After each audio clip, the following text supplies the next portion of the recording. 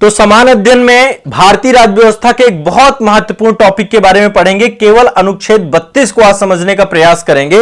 यह टॉपिक अपने आप में बहुत बड़ा है, बहुत महत्वपूर्ण है। देखिए, डॉक्टर भीमराव अंबेडकर जी के द्वारा आर्टिकल 32 को भारतीय संविधान की आत्मा कहा गया है। जब भारत का संविधान बनके तैयार हुआ तो डॉक्टर भीमराव अंबेडकर जी से पूछा गया कि इतने संविधान में जो इतने सारे आर्टिकल्स हैं, उन आर्टिकल में से आपको सबसे पसंदीदा अनुच्छेद कौन सा है? तो उन्होंने आर्टिकल 32 के बारे में बताया कि भारत के संविधान का सबसे बड़ा आर्टिकल आर्टिकल 32 है। यदि इस आर्टिकल को समाप्त कर दिया जाए तो निश्चित तौर पे जो भी आप सभी को फंडामेंटल राइट दिए गए हैं वो सारे फंडामेंटल राइट खत्म हो जाएंगे, आपके कोई मतलब नहीं रहेगा। तो यहां पे एक बात समझिएगा, देखो मैं अभी सुप्रीम कोर्ट के बहुत सारे केस भी आपको बताऊंगा।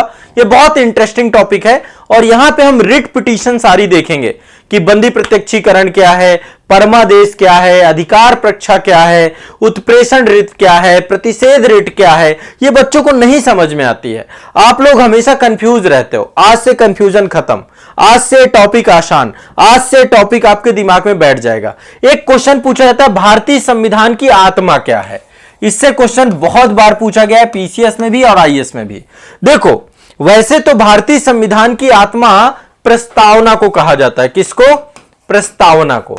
आयोगों ने जो भी आंसर दिया है प्रस्तावना के लिए दिया। लेकिन यदि कभी आपसे पूछे कि डॉक्टर भीमराव अंबेडकर के हिसाब से अनुसार भारतीय संविधान की आत्मा क्या है, तो आर्टिकल 32 है।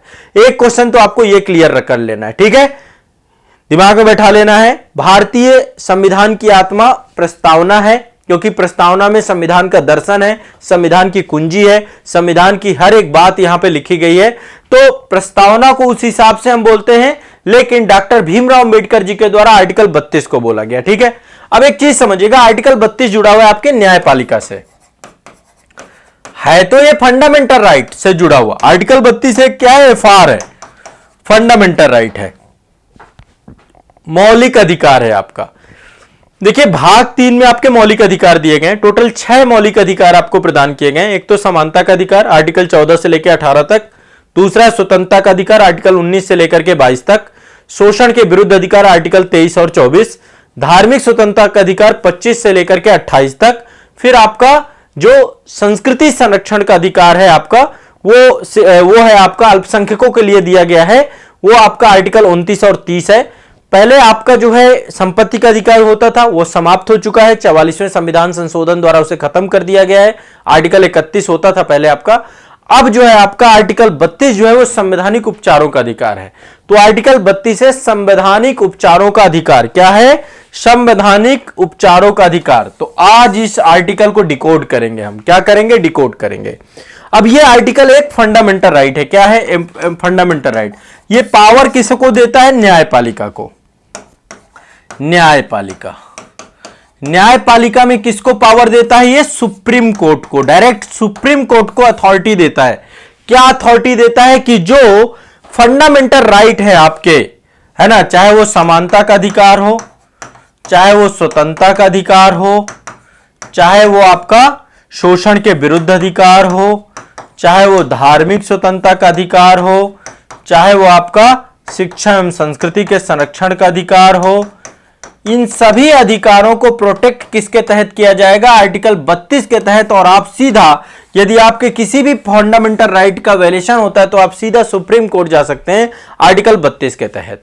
तो देखिए, भारतीय लोकतंत्र में न्यायपालिका का मजबूत होना सबसे महत्वपूर्ण है, क्योंकि न्यायपालिका न केवल सरकारी अधिकारियों को, बल्कि सरकारी अधिकारी यदि मनमाने ढंग से अपनी शक्ति का प्रयोग करेंगे तो उस पर अंकुश कौन लगाएगा? न्यायपालिका लगाएगी। तो न्यायपालिका सरकारी अधिकारियों को अपनी शक्ति के प्रयोग को मनमाने ढंग से समाप्त करने का प्रयास करती है, और बल्कि नागरिकों के अधिकारों का भी संरक्षण करती है। भारतीय संविधान की गार्जियन है सुप्रीम कोर्ट। क्या है? भारतीय संविधान का अभिभावक, गार्जियन, जो संविधान की संरक्षा करती है। इसलिए भारतीय संविधान के द्वारा एक मजबूत, स्वतंत्र, सुव्यवस्थित न्यायपालिका की परिकल्पना की गई है और नागरिक के अधिकारों के संरक्षण के आर्टिकल 32 बनाया गया है। तो आर्टिकल 32 देखिए क्या है? आपका एक फंडामेंटल राइट है। कैसा फंडामेंटल राइट है? आपके अधिकारों को संरक्षित करने का फंडामेंटल राइट है। आपके मौलिक अधिकारों को संरक्षित करने का फंडामेंटल राइट है आर्टिकल 32। आर्टिकल 32 के अलावा एक आर्टिकल 226 भी है। यह हाई कोर्ट को पावर देता है। हाई कोर्ट को क्या पावर देता है? ये कि हाई कोर्ट भी आपके फंडामेंटल राइट को क्या कर सके? प्रोटेक्ट कर सके, आपके सभी फंडामेंटल राइट को प्रोटेक्ट कर सके। तो आर्टिकल 32 के तहत सुप्रीम कोर्ट और आर्टिकल 226 के तहत हाई कोर्ट आपके फंडामेंटल राइट को क्या करता है? संरक्षित करता है। क्या करता है? संरक्षित करता है। ठीक, कुछ समझ में आ रहा है? सभी को ध्यान से समझना, बहुत इंपॉर्टेंट है आप सभी के लिए ये टॉपिक। मोस्ट इंपॉर्टेंट टॉपिक्स में एक पढ़ा रहा हूं मैं आपको। समझ में नहीं आता बच्चों को, किसी से पूछ लो कि उत्प्रेषण रेट क्या है, नहीं बता पाएगा। प्रतिषेध रेट क्या है, नहीं बता पाएगा। 5 रेटें समझाने जा रहा हूं आपको, अभी बहुत फास्ट समझाऊंगा। तो पहले देखो, समझो संविधान के किस भाग से जुड़ा हुआ है? भाग 3 से जुड़ा हुआ है। एक मौलिक अधिकार है आर्टिकल 32। डॉक्टर भीमराव अंबेडकर ने भारतीय संविधान की आत्मा कहा है इसको। ठीक है, ये क्या है? आर्टिकल 32 संवैधानिक उपचार का अधिकार, यानी आपको जो मौलिक अधिकार दिए गए हैं, यदि आपके मौलिक अधिकारों का कोई उल्लंघन कर रहा है तो आर्टिकल 32 के तहत सुप्रीम कोर्ट और आर्टिकल 226 के तहत हाई कोर्ट के द्वारा क्या किया जाएगा? उनको प्रोटेक्ट किया जाएगा। सिंपल सी बात यह है। अब इसको लेकर के बहुत सारे सुप्रीम कोर्ट के द्वारा केस सुनाए गए, बहुत सारे निर्णय। जैसे कि एक केस था आपका फर्टिलाइजर कारपोरेशन कामगार यूनियन बनाम यूनियन ऑफ इंडिया। इस मामले के तहत सुप्रीम कोर्ट ने कहा कि यह संविधान का एक अभिन्न अंग है। मैं आपको अभी कई सारे केस बताऊंगा यहां पे, ठीक है, कि ये क्योंकि एक बेसिक स्ट्रक्चर के अंतर्गत भी आता है। ठीक है, इसकी खुद की आपकी एक प्रयोज्यता है, इसके बारे में भी पढ़ेंगे। तो रामदास अठावले केस क्या है, fertiliser corporation of India case क्या है, ऐसा आप कहीं नहीं पढ़ोगे। कहीं पे भी किसी भी बुक में इस लेवल का आपको नहीं बताया जाएगा जिस लेवल का मैं आपको ये आर्टिकल बताने जा रहा हूं। इसलिए ध्यान से सुनना है मुझे, एक एक बात मेरी इंपॉर्टेंट है और जहां पे लगता है वहां पे लिखिए, मैं आपका डाउट क्लियर कर दूंगा। ठीक है, तो भारतीय संविधान का भाग 3 है ये। ठीक है, क्या है? एक फंडामेंटल राइट है। डॉक्टर भीमराव अंबेडकर के द्वारा इसको संविधान की आत्मा के तौर पे कहा गया है।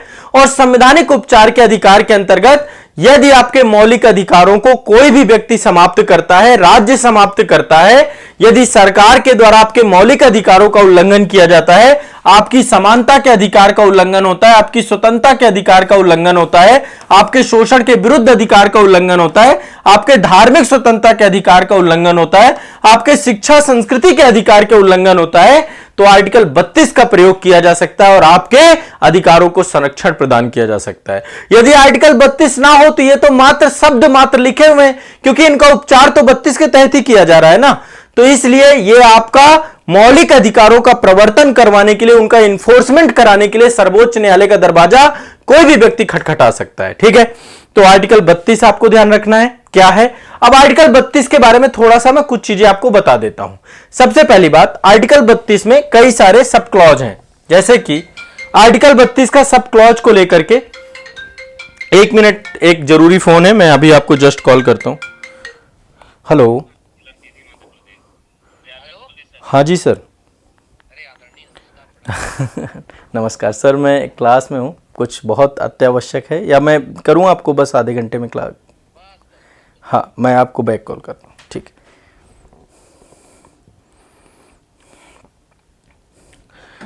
माफ़ कीजिएगा, एक ज़रूरी कॉल था, है ना, इस कारण से जो है फ़ोन उठाना पड़ा। चलिए, मैं तो देखो, कई बार फ़ोन वैसे उठाना पड़ जाता है। रीज़न ये रहता है कि जब एक बार मान लीजिए किसी का फ़ोन आया और हमने साइलेंट कर दिया तो कोई दिक्कत नहीं होती, ये लगता है कि ठीक है। लेकिन जब दोबारा आता है ना, तो लगता है कि कोई ऐसा ना हो, कोई संकट ना हो, कोई समस्या ना हो, तो फिर उठाना पड़ता है। और कुछ मित्र ऐसे होते हैं जिनका फ़ोन उठाना अनिवार्य हो जाता है, क्योंकि देखिए, संकट किसी पे भी किसी समय भगवान ना करे। मैं तो हमेशा प्रार्थना यही करता हूँ कि कभी किसी के ऊपर संकट ना आए, परेशानी ना आए, कोई दिक्कत ना आए।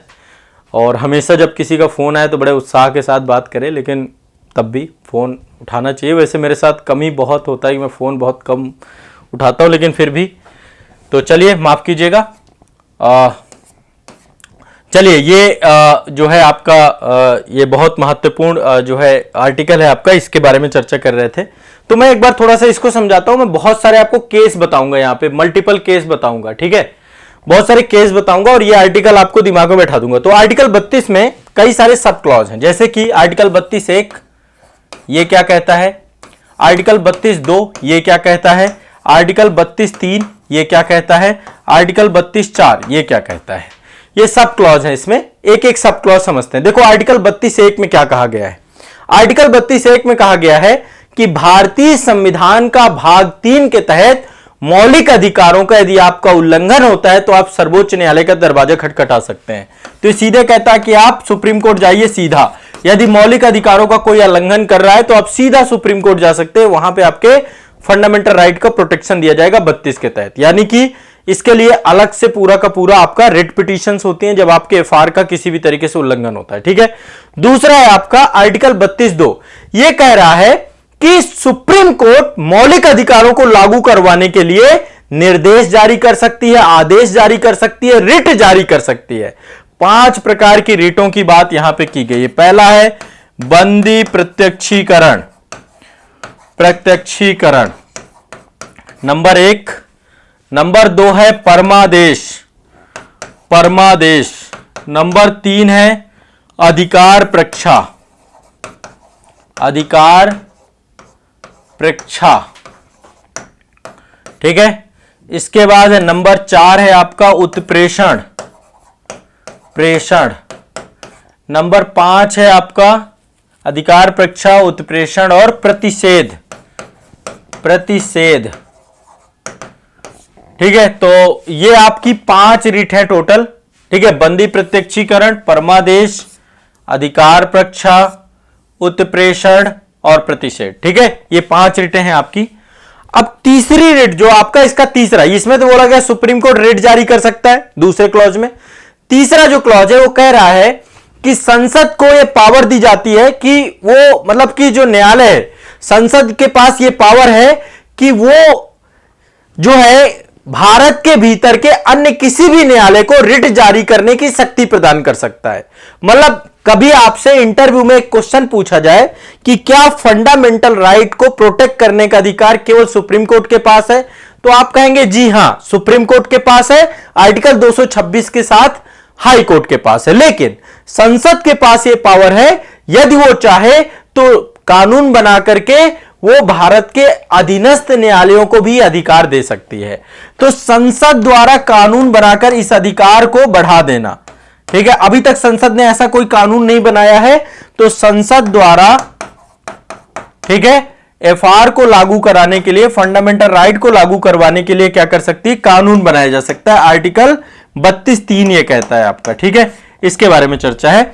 आर्टिकल 32(4) में क्या बोला गया है, आर्टिकल 32(4) में यह बोला गया है कि संवैधानिक उपचार के अधिकार को सस्पेंड नहीं किया जा सकता है, ठीक है। सस्पेंड नहीं किया जा सकता, मतलब आर्टिकल 32 को आर्टिकल 32 के तहत ही हटाया नहीं जा सकता कभी भी। ये संविधान द्वारा प्रदान किया गया है ये, और इस आर्टिकल को खत्म नहीं किया जा सकता है, ये समाप्त नहीं हो सकता है आपका, ठीक है। तो ये आपके मुख्य तौर पे चारों आर्टिकल में बातें लिखी गई हैं। पहला कि सुप्रीम कोर्ट डायरेक्टली जाइए यदि फंडामेंटल राइट का वायलेशन होता है। 32(2) में बोला गया 5 प्रकार की रिटें जारी हो सकती हैं।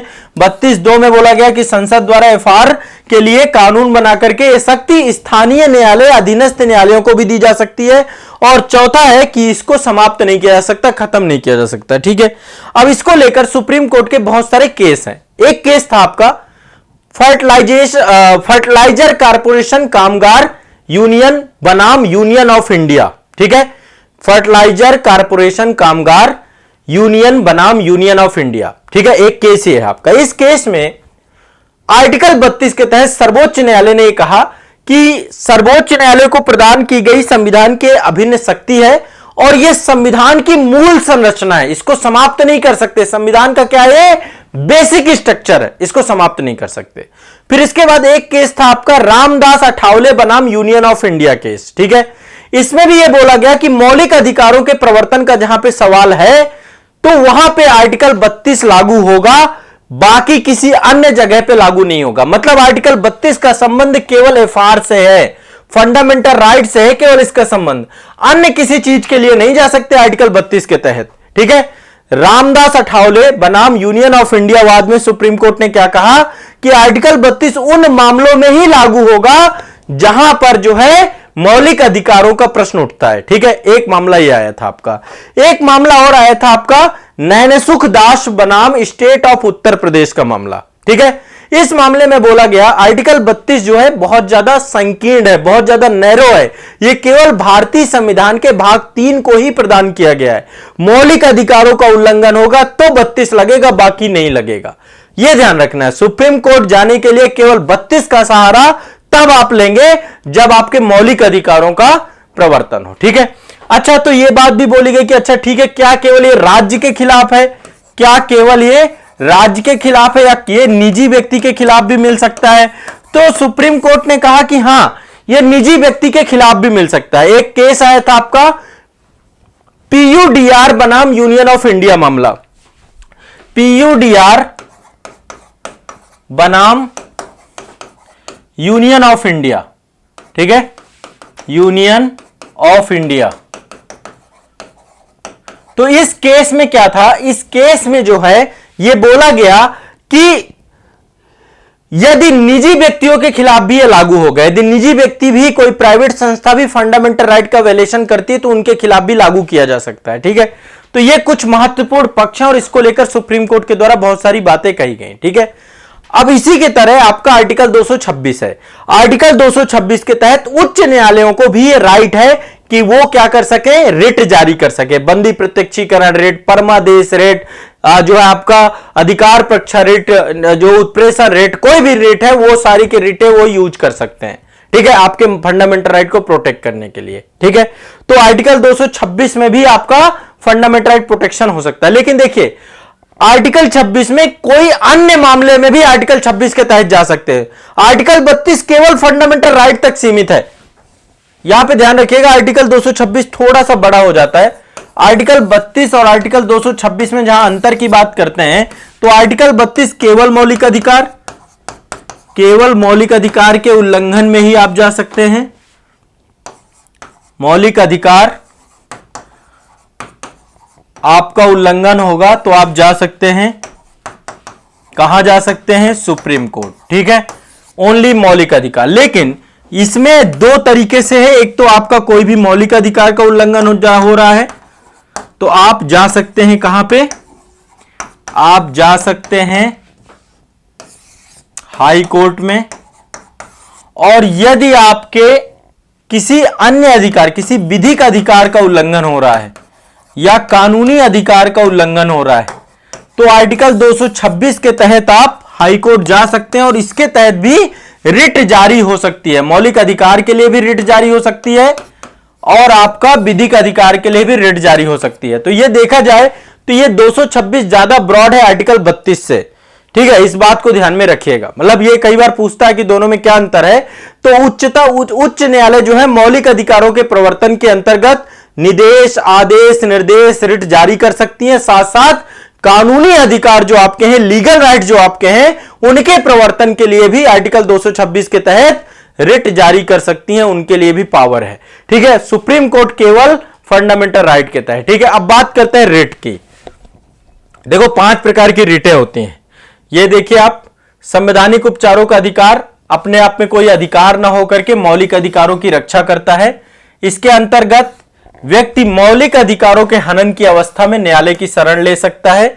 और डॉक्टर भीमराव अंबेडकर ने आर्टिकल 32 को संविधान की आत्मा कहा है, बताया कि इसके बिना संविधान का कोई मतलब नहीं है, यह संविधान की आत्मा और हृदय है। ठीक है, तो यह संविधान के तौर पे कहा गया है। और आर्टिकल 32 में क्या क्या चीजें हुई हैं? आर्टिकल 32 का उद्देश्य है मूल अधिकारों का संरक्षण करना, उनकी गारंटी देना, प्रभावी बनाना, सुलभ बनाना, संक्षेप उपचारों की व्यवस्था करना। इसके अंतर्गत केवल मूल अधिकारों की गारंटी दी गई है, अन्य अधिकारों की नहीं।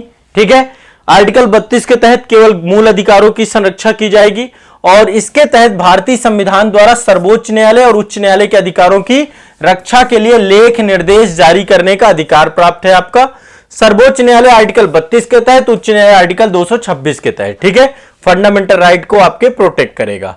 अब आर्टिकल 32 में बोला गया है कि अब यहां पे रिट है आपकी, पहला है बंदी प्रत्यक्षीकरण रिट। कौन सी है? बंदी प्रत्यक्षीकरण। इसको हम बोलते हैं हैबियस कॉर्पस। क्या बोलते हैं? हैबियस कॉर्पस, जिसका मतलब होता है शरीर को पेश करना। बंदी प्रत्यक्ष, हैबियस कॉर्पस एक लैटिन शब्द है जिसका मतलब है शरीर को प्रत्यक्ष तौर पर पेश करना। अब देखो इसका मतलब क्या है। यह रिट, मान लीजिए किसी व्यक्ति को अवैध रूप से हिरासत में ले लिया जाता है। कई बार पुलिस क्या करती है, किसी को हिरासत में ले लेती है ना, और उसको जो है, लेकिन पुलिस को क्या करना है, आर्टिकल 22 आपको ध्यान रखना है। आर्टिकल 22 में जो है आपके क्या लिखा हुआ है, आर्टिकल 22 में लिया गया है कि यदि पुलिस के द्वारा किसी व्यक्ति को हिरासत में लिया जाता है, किसी को बंदी बनाया जाता है, तो गिरफ्तारी के 24 घंटे के भीतर यात्रा के समय को छोड़ करके मजिस्ट्रेट के सामने उसको पेश करना अनिवार्य है। ठीक है, तो यह ध्यान रखना है। लेकिन अब कई बार क्या होता है कि किसी व्यक्ति को मान लीजिए राज्य के द्वारा बंदी बना लिया गया, तो बंदी बना लेने की स्थिति में बंदी प्रत्यक्षीकरण रिट जारी की जाती है।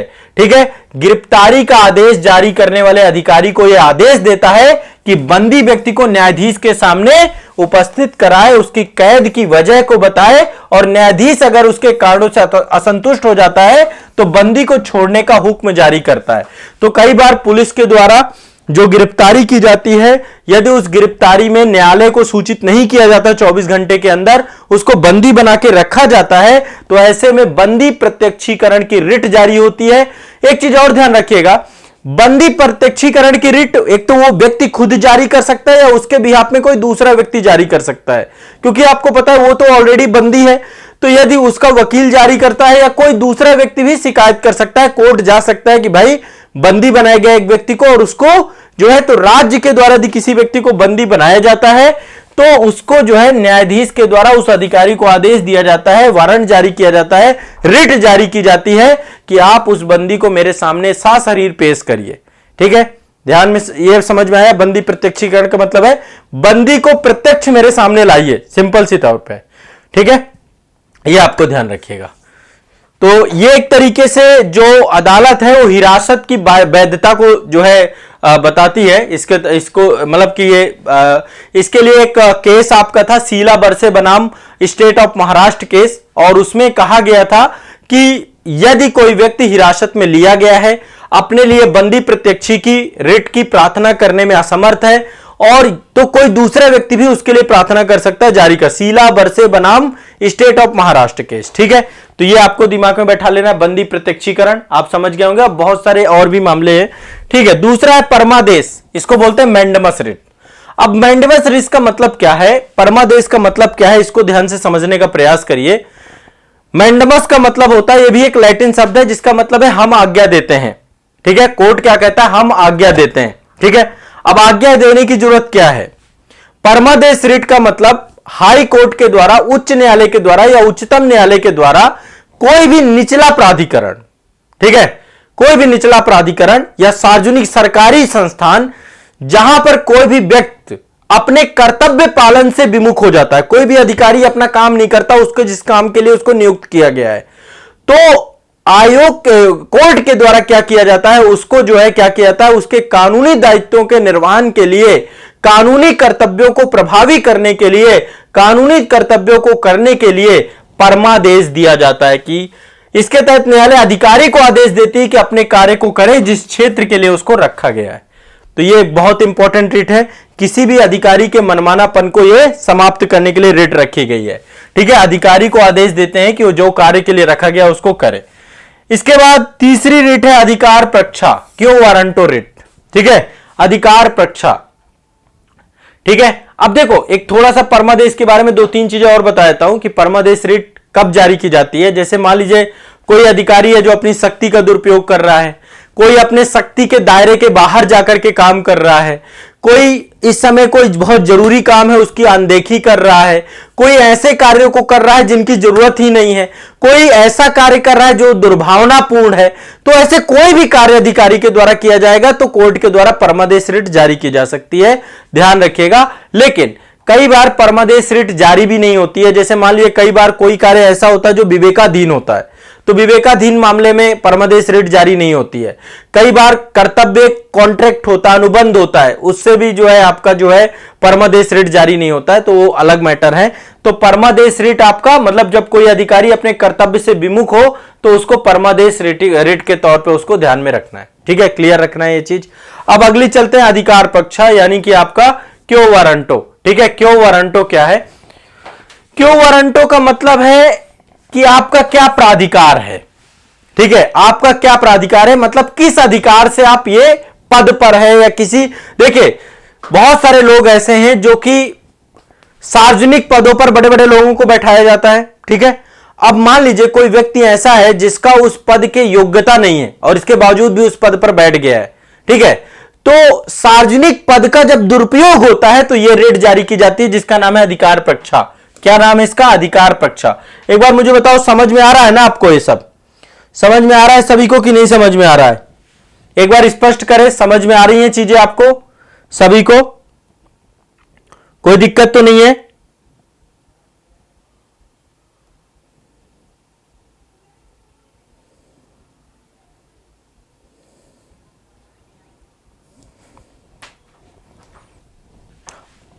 चीजें समझ में आ रही है ना सभी को?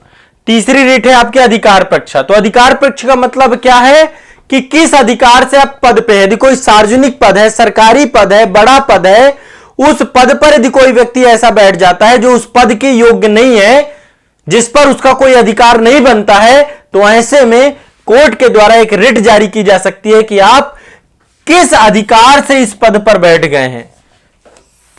ठीक है, तो यह रिट आपका कि आप सार्वजनिक पद पर किस अधिकार से बैठ गए हैं, क्या अधिकार है आपका इस पर बैठने का, तो अधिकार पक्षा रिट आपकी है। ठीक है, तो यह भी ध्यान रखिएगा। और इसमें जो है संवैधानिक उपचारों को निलंबित नहीं किया जाता है। इसको लागू करने के लिए संसद के द्वारा अधिनियम बनाया गया है। आपातकालीन स्थिति में भी अध्यादेश अधिनियम के द्वारा भारत के किसी प्रदेश या आवश्यकता अनुसार सभी मौलिक, ठीक है, तो ये आपका हो गया, ये आपका हो गया क्या? अधिकार पक्ष। अधिकार पक्ष का मतलब क्या है कि कोई भी व्यक्ति यदि किसी भी सार्वजनिक पद पर बैठ जाता है और उस पद का दुरुपयोग करता है, उस पद पर उसका अधिकार नहीं होता, तो कोर्ट उससे पूछ सकता है कि भैया किस अधिकार पे आप यहां बैठ गए हैं, उसको हटा सकता है वह। ठीक है, तो अधिकार पक्ष रिट हो गई। अब देखो दो रिटें और हैं, एक है आपकी प्रतिषेध और दूसरा है आपका उत्प्रेषण। ये दो रिटें नहीं समझ में आती बच्चों को, ध्यान रखिएगा। तीन रिटें तो आपकी ये हो गई और मुझे लगता है ये बड़े आसानी से समझ में आ जाता है बच्चों को, लेकिन बच्चों को जो समझ में नहीं आता है वो ये समझ में आता है कि भाई प्रतिषेध क्या है और उत्प्रेषण क्या है। ध्यान में रखिएगा, ये दोनों न्यायालय के लिए हैं। सबसे पहले ये दोनों रिट न्यायालय के लिए जारी करता है, न्यायालय के लिए जारी करता है। ठीक है, सबसे पहले ये ध्यान रखिएगा, न्यायालय के लिए जारी करता है। ठीक है, तो ये न्यायालय द्वारा न्यायालय के लिए जारी की जाने वाली आपकी रिट है। कौन सी रिट? कौन सी रिट है आपकी? ये प्रतिषेध और उत्प्रेषण, प्रतिषेध और उत्प्रेषण, ये दोनों।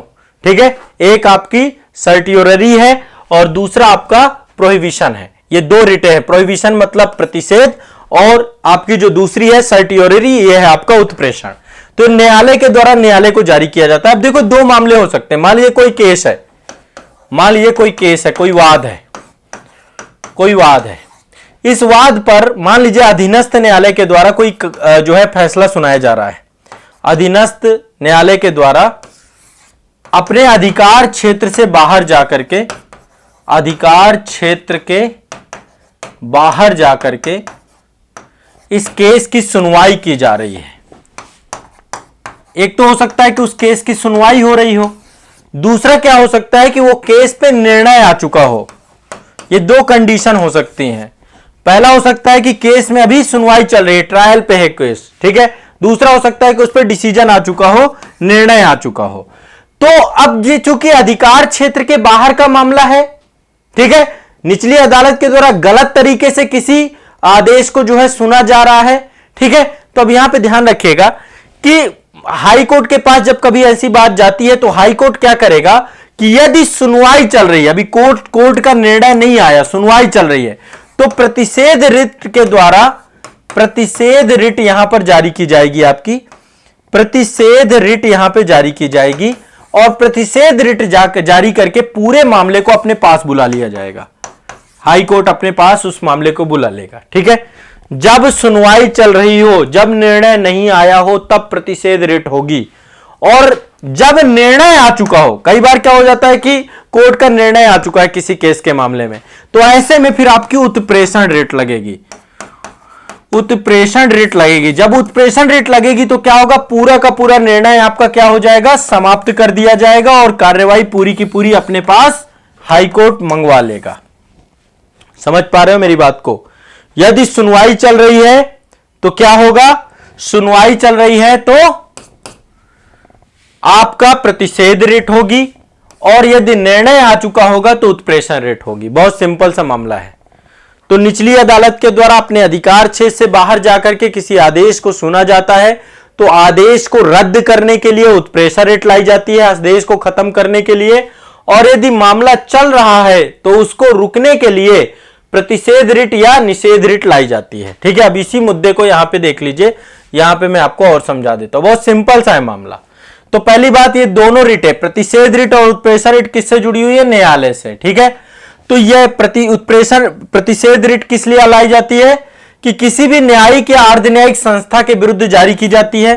न्यायालय के न्यायिक या अर्धन्यायिक संस्था अपने अधिकार क्षेत्र से बाहर निकल के कार्य करने को रोकती है। यदि वो अपने अधिकार क्षेत्र से बाहर काम करता है तो प्रतिषेध रिट का मुख्य उद्देश्य होता है कि अधीनस्थ न्यायालय को अपनी अधिकारिता व अतिक्रमण करने से रोकना। ठीक है, जो उसके नीचे का न्यायालय है वो अपने ऐसा ना करे कि अधिकारिता के बाहर जाके काम करे, उसको रोकना है। विधायिका, कार्यपालिका या निजी व्यक्ति या निजी संस्था के खिलाफ इसका प्रयोग नहीं होता, केवल और केवल किसके खिलाफ होता है, न्यायालय के खिलाफ। ठीक है, दूसरा उत्प्रेषण रेट, तो ये मैंने आपको बताया कि यदि किसी मामले की जो है क्या हो गया हो, कोई मामले का आदेश आ चुका हो, निर्णय आ चुका हो, तो उसके तहत उत्प्रेषण रेट जारी करके उसको रद्द कर दिया जाता है। तो अंतर क्या है, प्रतिषेध रेट तब जारी की जाती है जब कार्रवाई चल रही हो।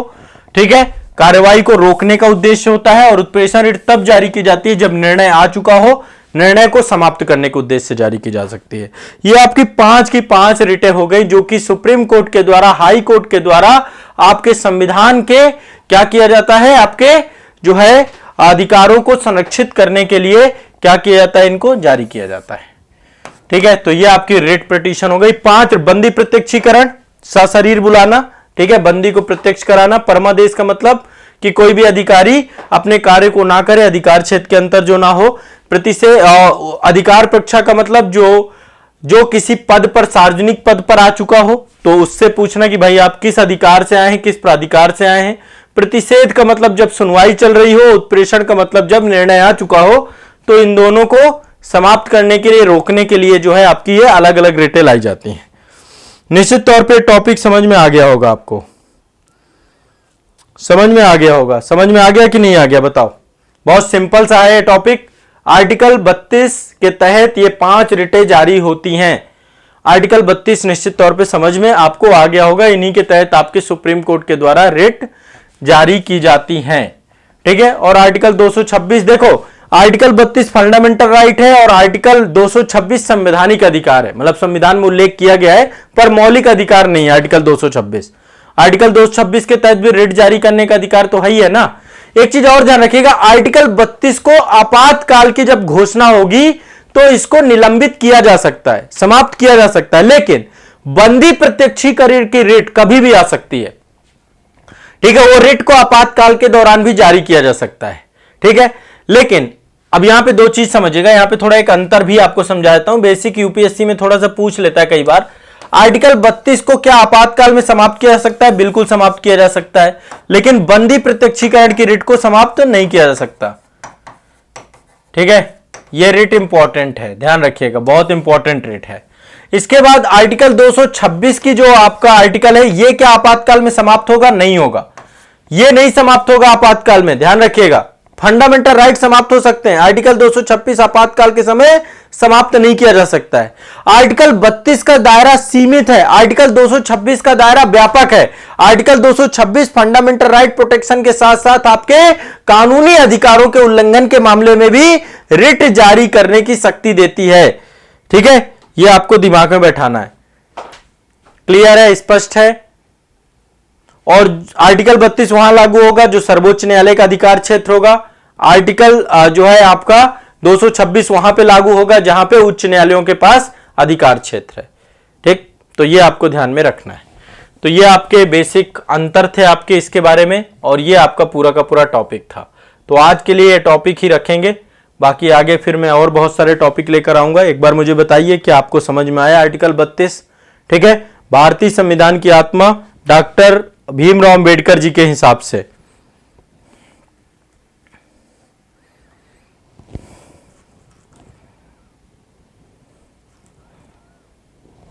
हाँ,